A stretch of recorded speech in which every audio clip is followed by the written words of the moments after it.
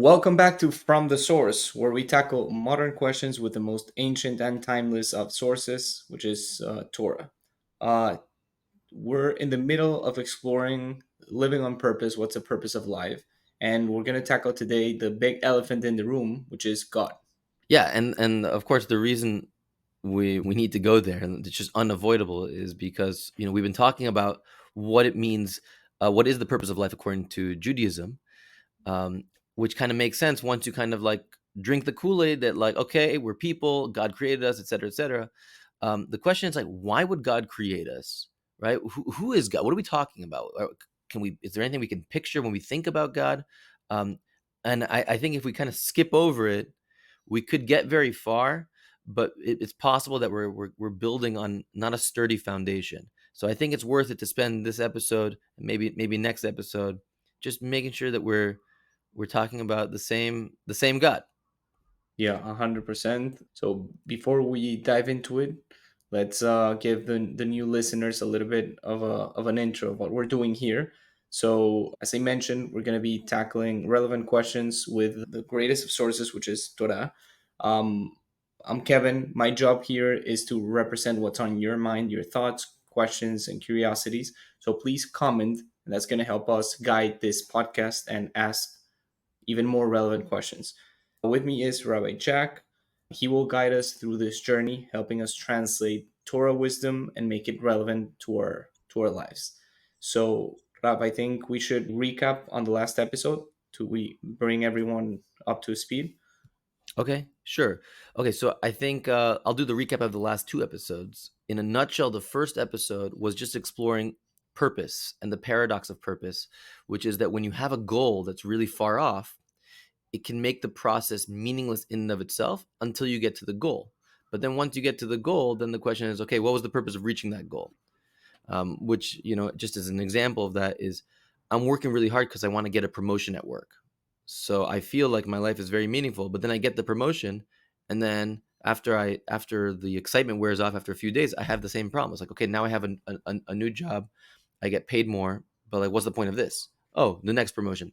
So it has to be that there's meaning in the process. That was basically, in a nutshell, the first episode. You should still watch it, but that's the first episode. The second episode is, okay, how does that apply in Judaism? What's Judaism's vision of purpose? So Judaism has the same problem. The standard religious outlook is that you're doing whatever you're doing in this life so that you get reward in the afterlife, in the world to come, in heaven, right? Of course, it has the same issue, because, like, what's the point then exactly? What exactly do we get in the world to come, right? Of course, we're not the 70 virgins kind of religion, right? Like, what is it? What is it that you get over there?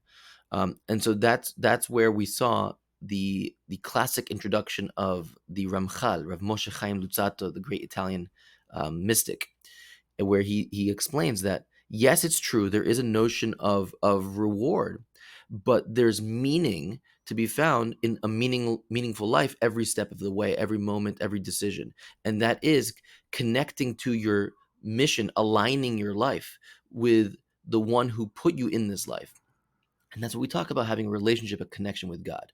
And then he says, but really, really, it's the perspective needs to be broader than that, because it's not just about you and your personal connection with your creator. There's a whole creation, there's a whole universe, there's a whole world you have to think about.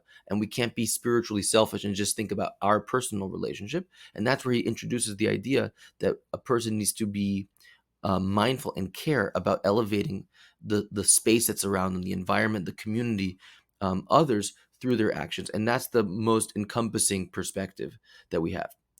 All of that, which we will get back into on the other side of this conversation, still begs the question of, wait, but why would God put us here in the first place? Like, what's in it? What's in it for him? Who is God? What are we talking about exactly? Once he puts us in this world, once he creates the universe, why does he care about what a lowly human like me does with his life, right? And I think that's what brings us to this episode today.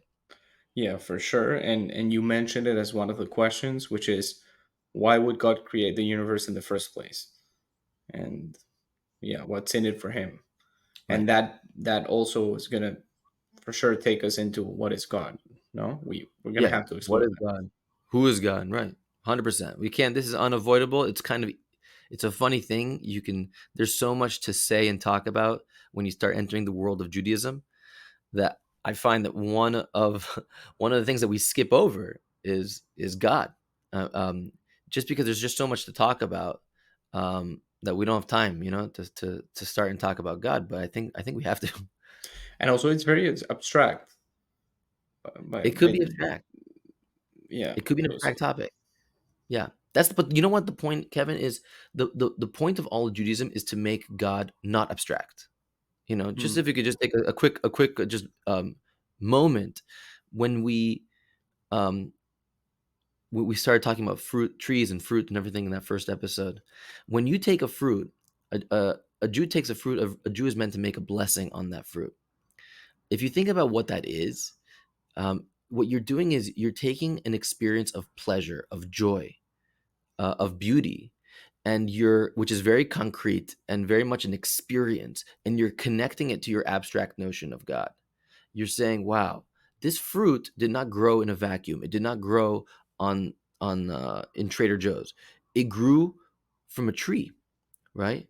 And then you say, where did that tree grow from? Well, it grew from the ground. And where's that all that come from? Where does the science come from that produces that tree and that fruit? Well, it comes from the source of all creation. So the whole point of making a blessing, in a certain way, the whole point of all of Judaism is connecting this abstract notion of God, which is hard to relate to, and connecting with these very concrete, enjoyable, joyful experiences of every day, which really bridges that gap, which is really what we all need, so that God is not some abstract philosophical theological conversation, but part of my daily life. That's beautiful. So the main reason is to help us connect to Hashem through our daily experiences, not just that intellectual understanding and intellectual concept. No. Exactly. What we talk about, when we talk about body and soul, another way of talking about that is experience and thoughts, perspectives, values. And there's a big chasm between the world of my day-to-day experience and the world of my thoughts, perspective, and values. You know, and that's not a good life. That's not a happy life. A happy life is when my perspective, values, and ideas are connected in a real, manifest, enjoyable, pleasurable way with my day-to-day experiences. That's when I feel aligned. That's when I feel happy, and that's another way to think about the goal of Jewish living. Okay, so I'm very curious about the source. Yeah, we're called from the source. I think we should talk about the source. So, okay, so let's, you know what? Normally, we kind of explain the concept conceptually, and then we look at a source. I think today, if it's okay, let's just open up with a classic Jewish source, which is the opening of Rav Moshe ben Maimonides, the Rambam, as his Jewish acronym name is, and in his opening of his work called Mishne Torah, which basically codifies Jewish living and belief. So let's take a look at that. Let's take a look at that together. Okay, so the way he organizes it is it's divided by volumes. Every volume is divided into chapters, and every chapter is divided into halachot. A halacha is usually called a Jewish law, but halacha means to go. It's a way of going, right? And each halacha is like a unit in and of itself. I would have thought that the first unit of Jewish belief and practice is uh, um, a Jew should believe in God. Period. God is very smart. God is omnipresent. God is kind, etc., etc. No, he puts together something which I think should reframe the way we think about God. Let's take a look, and then we'll unpack it. I'm going to if it's okay, I'm going to read it in Hebrew and translate as we go, just because I think it's short and I don't think we'll get lost with it. But he says, "Yesod hayesodot, the foundation of foundations, ve'amud hachochmot, and the pillar of wisdoms, leida, is not just to believe but to know, sheyesh sham matzui rishon, that there exists there." in the beyond, a primary being. Very interesting. He doesn't say God. He's not conjuring up all the baggage associated with normal religious theological God language. He says there's a primary being. That's the foundation of all foundations. Anything that a person knows and believes in about the world, about the universe, about science, it ultimately rests on some unified being, some kind of ground foundational reality in which everything exists. V'hu mamsi kol nimtza. He goes on to say, right? It's one sentence, right? And he brings into being all that exists. And kol hanimtzaim, and all beings mishamayim va'aretz, from the highest heavens and outer space va'aretz, and down to concrete earth and physical reality. Umashe beinehem, and everything between them. Lo nimtzau ela me'amitat himatzo, do not exist except through the reality of his own being, the reality of his reality. Okay, let me Okay. come back here. So Let's process that. yeah, my first question is that in the first phrase, the Rambam mentions that you should know God, and knowing is generally related to intellectual knowing. And we just spoke about the fact that Judaism tries to make it to make the concept of God more real through experience as well. So what does the Rambam mean by knowing, Okay. but to know God? Yeah, I think you're definitely drilling down exactly where we have to start. Um, Belief and knowing are not two radically different opposites. They work together symbiotically.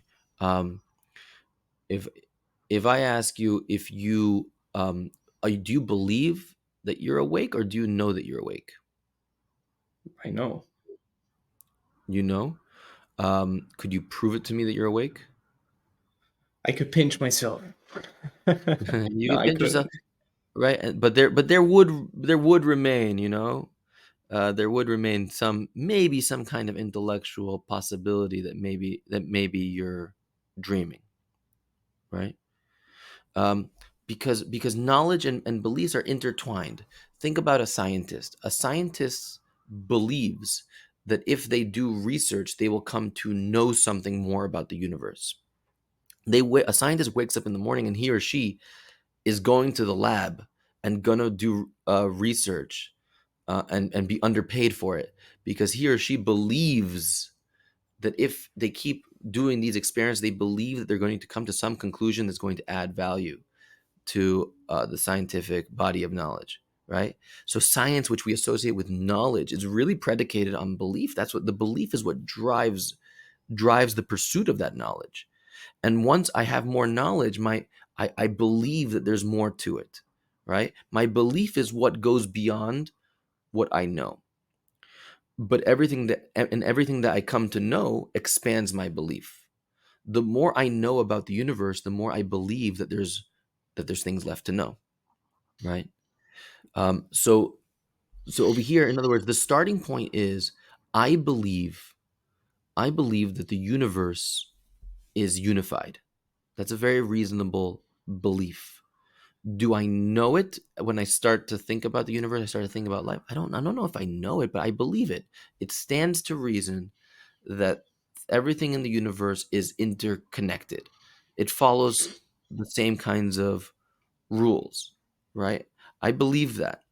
Now, when I come to understand it, when I understand it logically, or I prove it through experimentation and proving and disproving theories, and I come to know that unity. So now it's something that I can know, I can prove, I can talk about, I can bring evidence to, I can make a case for. That becomes knowledge. But that's the way my knowledge and my belief are intertwined. So it seems like knowledge is sort of a concretized belief. I think that's a nice way to put it.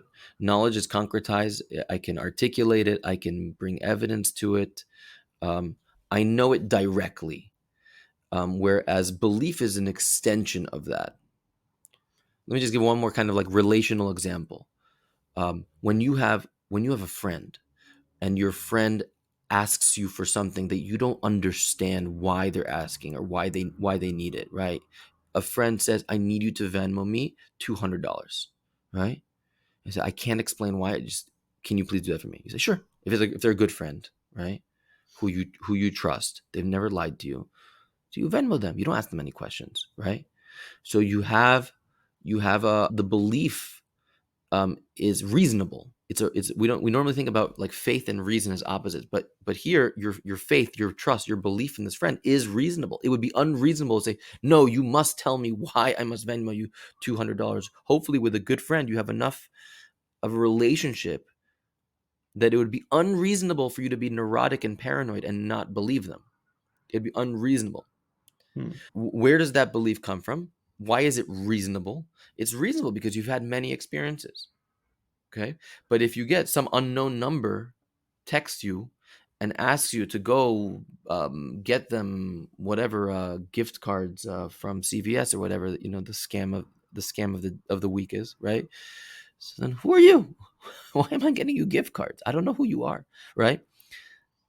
You understand? So it's belief is built on knowledge. But at the end of the day, when your friend asks you for that $200 on Venmo, you don't know why.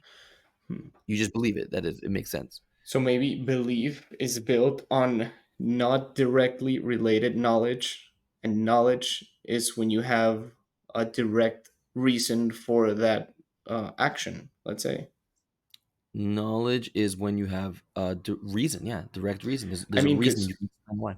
because you said that you have reason to believe. So reason and believe are also intertwined.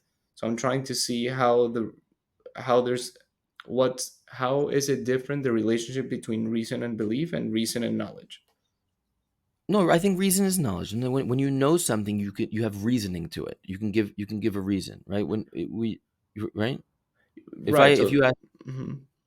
if you ask me, um um, why do you um why do you teach, right? You ask me, or you ask me why I do what I do. So I'm gonna give you a reason. It's not because, well, I don't really know. An old man once told me that it would be good for my soul to be a teacher. That would be a belief. Like I'm basically trusting an old man who told me to do this thing. But if I give you reasons why I believe, why I know, right? Um, why I know that what I do is worth doing, and why I believe I'm suited for it. So then it's a knowledge. At the end of the day, there's some level of belief because I don't know all the alternatives. I don't know the future. I don't know. There's many things I don't know, and therefore my belief carries me where my knowledge can't. But insofar as I can give reasons for why I do what I do, that's called knowledge. Okay. So so there is a level of belief in knowledge and vice versa, but let's go to the end of the spectrum where it's mostly belief. What I mean there, in the example that you gave, you send your friend the $200 because you believe it's reasonable. You believe that it's for a good reason. You don't know, because the difference between believing and knowing in that case is that knowing would be, I know why I am transferring these specific $200. Believing is, look, I believe that there's a good reason behind it because I know him, I have past experiences with him, he's a reasonable person.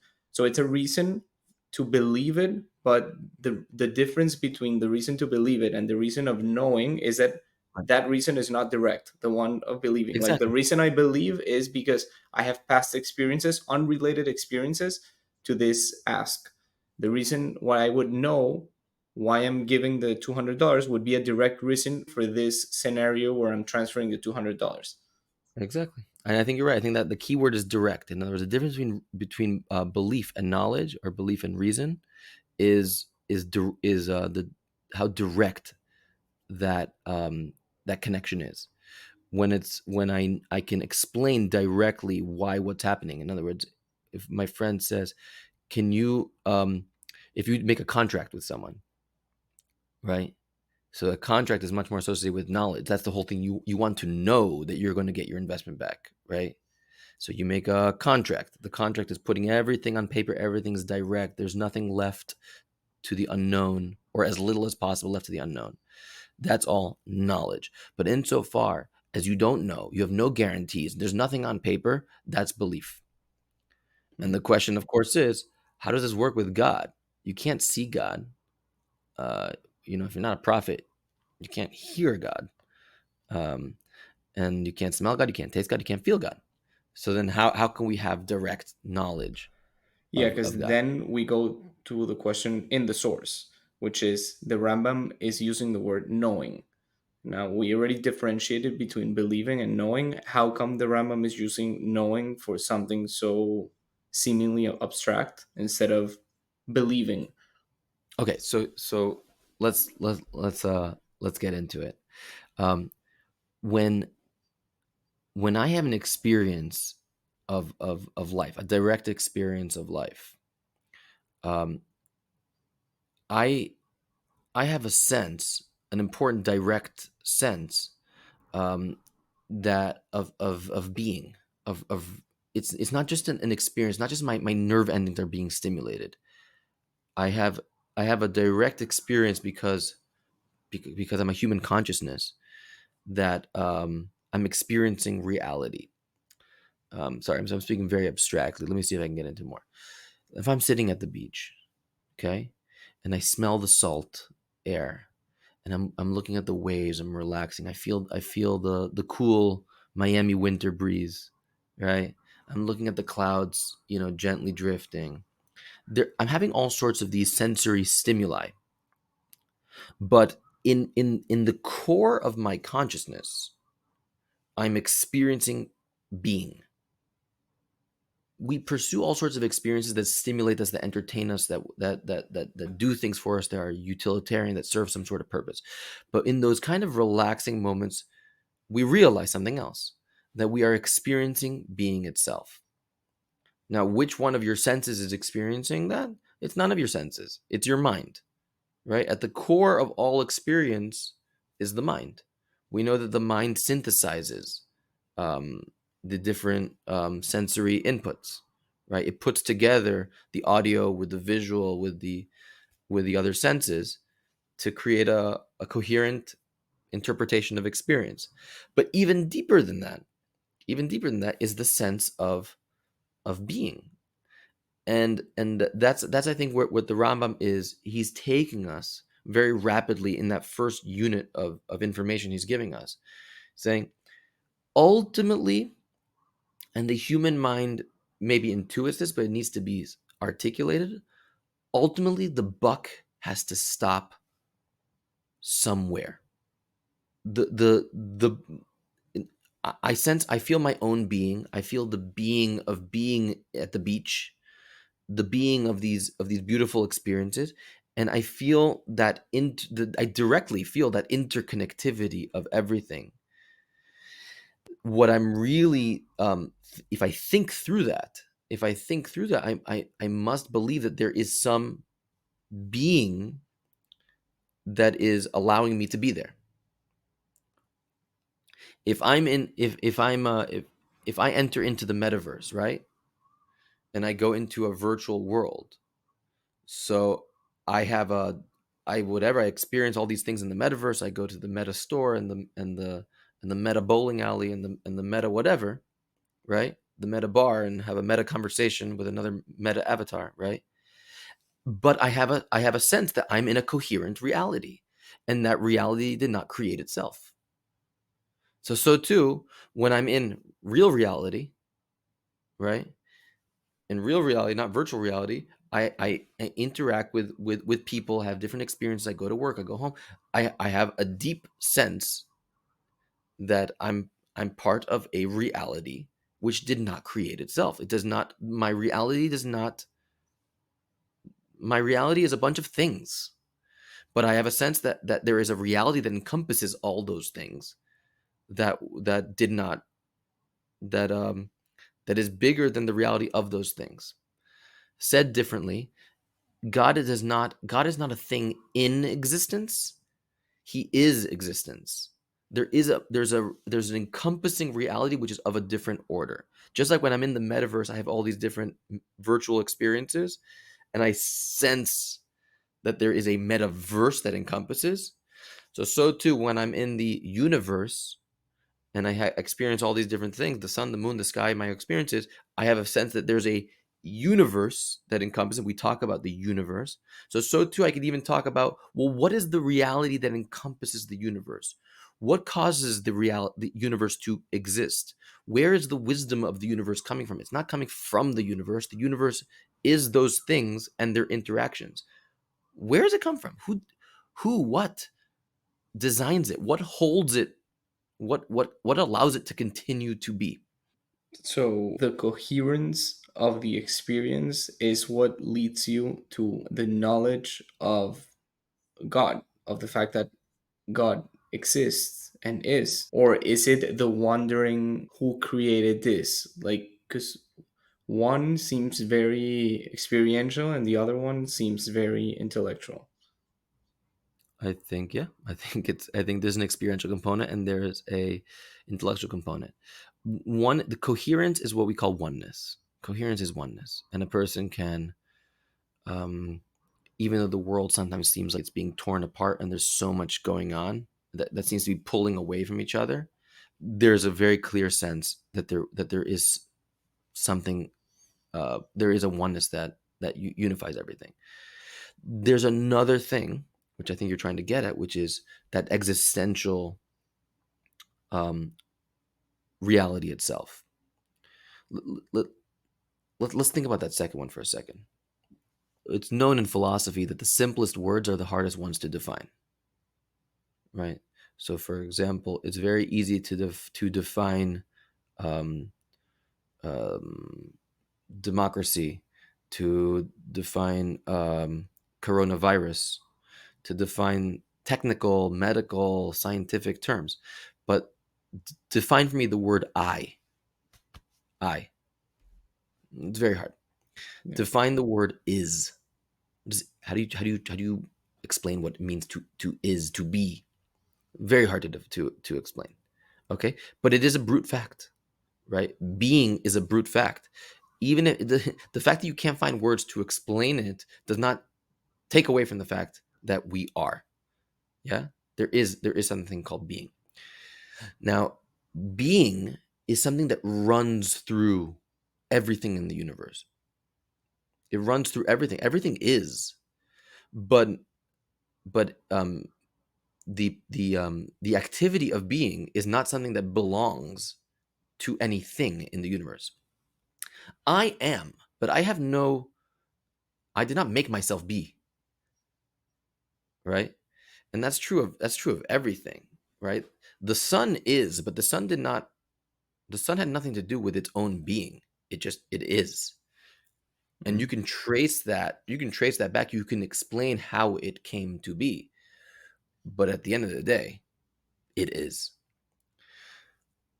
beingness, right? The very fact that there's anything at all, that there's any existence at all, has to be traced back and back and back and back and back and back. You can explain how we got into this podcast. You can explain how you got to your office.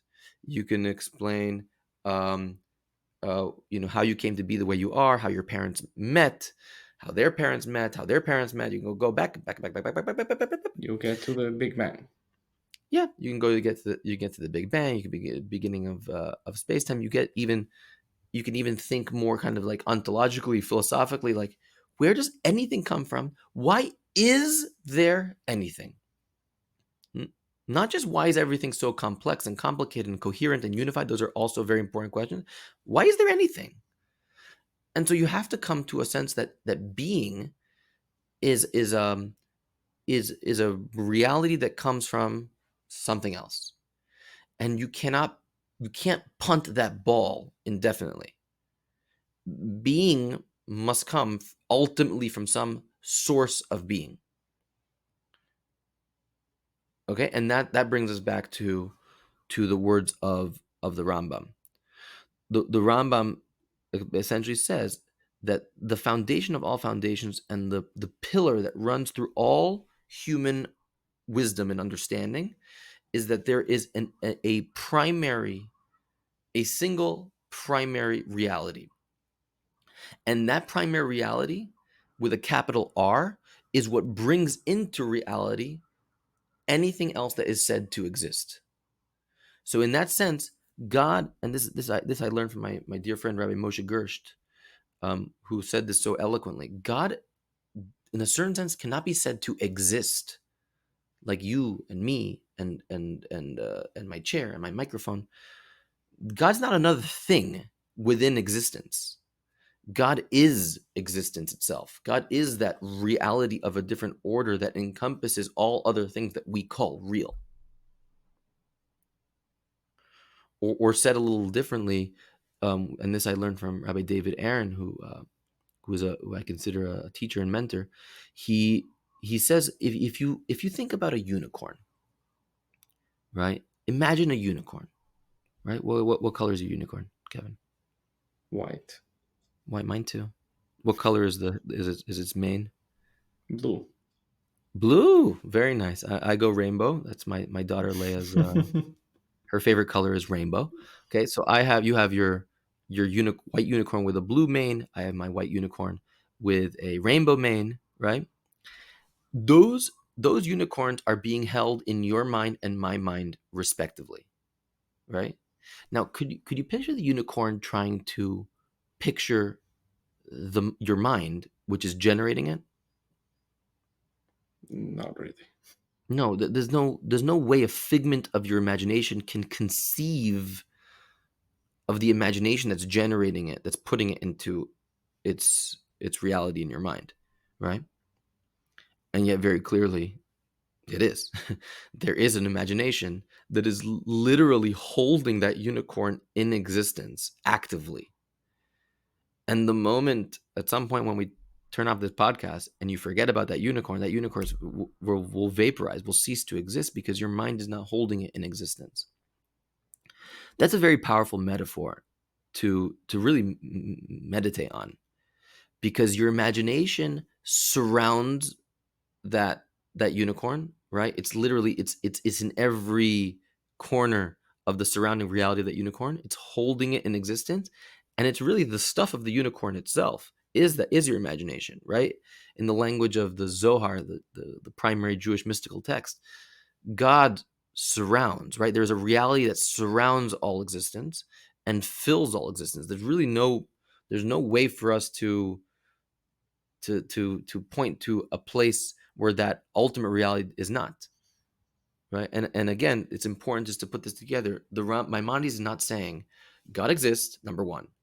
Here's some things about God. No, we need to be clear what we're talking about. We're talking about ultimate reality with a capital R, right?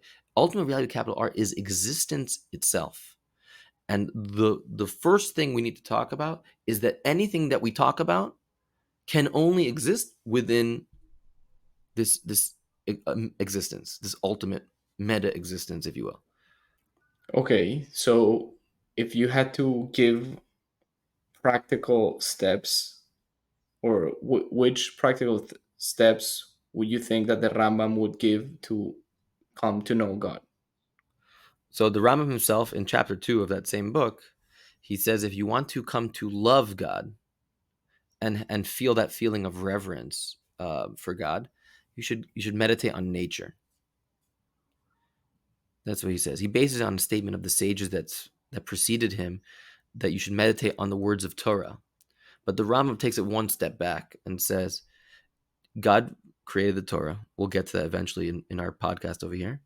But in a certain sense, it's much easier for a person just to go to the beach, go to the forest. If you're in a cold climate right now, maybe do it from the comfort of your home. Look out the window, right, and just have a quiet moment that you're able to directly experience that sense of being, and be able to think about it. Allow your mind to go there. I know it's hard for a lot of people. I'm a physics and philosophy major. I'm aware that most people are not interested in physics or philosophy or anything that starts with a PH. But I think if everyone has a quiet moment, it's a magical thing in 2024, to be able to have quiet moments that are long enough for us to be able to just experience the most fundamental thing about life, which is just that we are, that we're here, that we live in an encompassing reality and in a crazy world. To be able to go back to that simple, raw experience and that very encompassing thought is very grounding, and I think necessary. I don't know if that's the kind of practical advice you're looking for, but I think that's what we need to do just to get the conversation started. Yeah, for sure. And through that practical advice, I want to extract what I understood from what you said before, and correct me if I'm wrong, which is that through that, um, let's say, meditative experience, you're going to be directed to ask questions. And through that repeated exposure to that experience and the questions that you're asking, you're going to get closer to this knowing God that the Rambam is saying in the source. Yeah, yeah. I don't want people to take my word for it that God exists. I mean, I want you to take my word for it that it's worth thinking about for long enough for you to know about it, right? I only need you to believe in me and trust me long enough for me to be able to engage you in a conversation that hopefully on through your own thinking leads you to that direct knowledge. And I think that's a helpful kind of opening conversation. This is not about going out on a limb. It's not about a leap of faith. It's just about um, allowing yourself the time and the headspace to be able to have these thoughts. And I think once you get to that, something that makes sense to you, because it needs to make sense to you for you to be able to know it, um, then you don't, at that point, um, you just need belief to go, the next step. Belief is there to carry you to the next step. But as Maimonides writes, the Rambam writes, the goal is to have that direct experience, that direct knowledge yourself. So it seems that all this again is directed by that initial experience. I mean, I wouldn't want people to think, or correct me if I'm wrong, that you can actually prove God intellectually. I mean, I guess you could do that, but within an encompassed experience. Once you have that direct contact with the experience of God, of being, of consciousness, then within that realm, you can prove to yourself, you can know God, you can prove it. But in a vacuum, intellectually, you can't prove God to someone else. Yeah, I mean, I agree with that school of thought. There was a debate in medieval Jewish philosophy about to what degree you can prove God, you can prove all these things. I'm of the school of thought, which I think is the school of thought that basically won, which is that proof is too strong of a word. You cannot prove God. It's not math. But the reality is that nothing in life is like math except for math, right? Everything is based on bringing together a body of evidence, right? Think about a court of law. We send people to prison. In some places, we're willing to execute people. We're willing to change people's lives drastically. We're willing to go to war. We're willing to stop going to war, to create a ceasefire based on an argument that's based on evidence. But we don't do we know? We don't know. We have a body of knowledge, and we have to build off of that body of knowledge some sense of belief that will drive our actions, which are very consequential. So, right, and in other words, we're not trying to prove it. It's not, and therefore God must exist. Period. Thanks so much, Kevin, for the show. Have a good life. No, it's creating an argument that is reasonable, that is sensible, that is aligned with your experience, that is helpful in your life. And Rav, I think that's a keyword. Comes to mind a couple of debates that I've watched. One of them, it's interesting. We should maybe link to it in the Yeah, description. Ben Shapiro sure. with this guy. He's called Alex O'Connor, Mm-hmm. and he's a very intellectual, like cold, very logical type, similar to Sam Harris, Yeah, that you can also see debating with Jordan Peterson. These sort of things, yeah, and again, I think when you go down that route, it's a very cold, detached existence. Whereas down this route that the Rambam is proposing, I see that you have like a positive feedback loop between experience and thought, experience and thought, and experience and thought, and it's building something that is coherent, where both are essential parts of them, of the knowledge, and not just I'm thinking logically. And again, when I say thinking logically, I'm referring to what you were saying before of proving to someone else, and therefore God exists. That has to be proved in an outside vacuum, regardless of your senses, your experience, and what your intuition is telling you. So I think that's a big breakdown. For me, it was at least a big breakdown when trying to grasp the concept of God, when you For try sure. to grasp it in the same way that you grasp a mathematical equation would. There's like a natural rebellion, when someone says, "I'm going to prove this to you," I'm going to prove you, that this side is right in the war in Gaza. It doesn't matter. It's almost like when someone is going to prove to me the side that I agree with, I already get defensive. I start thinking the other way. you know, it's just Hmm. there's a certain natural. The intellect does not want to be backed into a corner, especially when we understand that things are so sophisticated and multifaceted. Could it That doesn't also mean we be, don't take a Rav? position. Sorry to interrupt, but could it also be because when you're trying to prove something, you're trying to convince someone from the outside perspective, versus when you're just sharing with someone, you're sharing the same reality, and within that same reality, you can move together. But when you're trying to prove something, it's like confrontational. So when it's confrontational, you both inhabit different spaces. Therefore, I'm talking from a different point of view, and Yeah, we're going to be talking across each other. So when it's we amazing share what the you're saying. same space, again, experience and thought are like this within this coherent positive feedback loop, and it helps us get to places. I love what you're saying. It actually, for me, it actually resonates with something else Maimonides writes elsewhere, about Abraham. Abraham was, of course, the first. We consider him the first Jew, um, who who changed the world by bringing these ideas into his society, his generation's consciousness, about oneness against paganism, about ethics, about spirituality, about all these ideas. And the way the Rambam describes what he would do is that he would explain to each and every person within their own framework, according to their own knowledge framework. He uses that same word, dat, lefi da'ato, according to the way he or she thinks, Hmm. right? And I think that's very much what you're saying. In other words, the combative attitude, which the sages actually write Abraham had in his youth, as he matured, he realized that it was much wiser to help people within their own framework, um, to come into a larger framework, right? It's less combative, it's more sturdy, right? It doesn't leave you with that feeling afterwards, like, oh wow, I got convinced, and but are they right? Like, what about this? What about that? When it's indigenous to the person's own mind, it's just much more stable. It's not this combative thing. So I think that's what we're trying to do over here. I think that's another reason why I'm just not so into proof and these kinds of arguments. I like giving people ways of thinking about things so that they can kind of do that homework on their own time, at their own pace, and get to those conclusions that are stable and indigenous to them, they feel good about.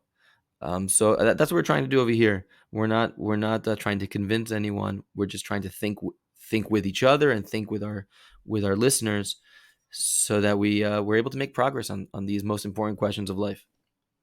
Yeah, I share that approach. I like it. I guess this is a polarizing point because I think it's one of the essential points between religion and people that don't believe in God. So this is a crucial point, and it brings a lot of that confrontational experiences if you're going about it in the wrong way. So I think this is very helpful. Um, so, could you help me summarize a little bit the concepts that we associated with God, or the concepts that we touched upon, and also the practical takeaways about getting to know God? Okay, yeah, let's do it together. I'll tell you what I think they are, and you'll fill in the gaps. Um, so again, we were talking about this ongoing conversation was about the purpose of life and how Judaism sees the purpose of life, and we were left with the elephant in the room of like, wait, like, why are we here in the first place? Like, why, what does it mean that God created us? Why would, if God is God and infinite and perfect, why would He create us? What's in it for Him, kind of thing? And who are we talking about? What is God? If I may Um, add there, we were exploring what's our purpose, and the question came to be, so what's the purpose of God in a way, no? yeah, what's God's purpose? And those, I can know what my purpose is. You tell me like what my marching orders are over here. Okay, but what's God's purpose? What's God? What? Why did God do create a universe in the first place? How does Judaism see that? Um, then we opened up with the Rambam, Maimonides, his opening halacha, his opening Jewish law, Jewish life principle of the foundation of all foundations and the pillar of wisdom is to know that there is a primary being that brings into being all that exists, right? And the way we explained that was that beingness, that existential existence, is not a property that belongs to anything. It's a property that animates everything, but does not belong to anything. It belongs only to that reality with a capital R that is the all-encompassing and transcendent totality of all things in which we exist. And we gave the metaphor of that unicorn that exists within your mind's eye because you're generating it, you're bringing it into being. As if that unicorn ceases to exist, the mind and the imagination that created it does not cease to exist.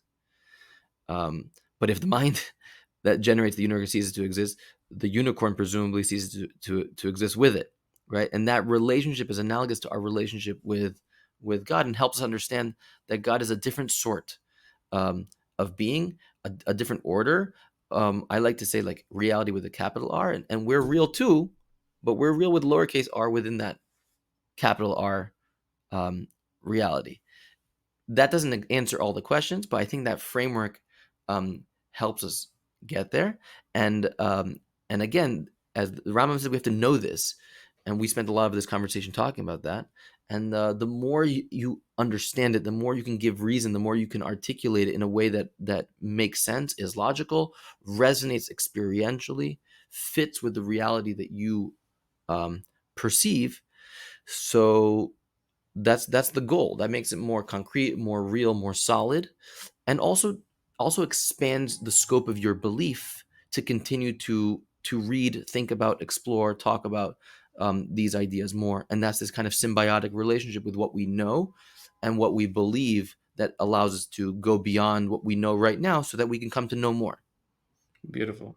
So it seems like we tackled more the definition of what is God, and maybe next session we could dive more into what's the purpose of God creating the universe. 100%. 100%. And that's actually that's like this ironic thing. Like we're like, well, I don't know if God exists. What's God? So we said, no, God doesn't exist. God is existence. It's like, oh, okay. So then it kind of flips around. It's like, well, then why do we exist? It's not does God. Of course, existence exists. That I know even with more certainty than that. I'm not dreaming. I don't really know 100% sure that I'm not dreaming. I might be dreaming, but that there is existence, I know for sure. So then, why would existence create this existence, this mundane, sometimes crazy, sometimes troubling, sometimes disturbing, sometimes sad, sometimes infuriating thing we call reality? Why would God make us? And that's the question I think we need to tackle next week. Love it. Thank you so much. Okay, thank you, Kev. Always a pleasure. Bye, Rav.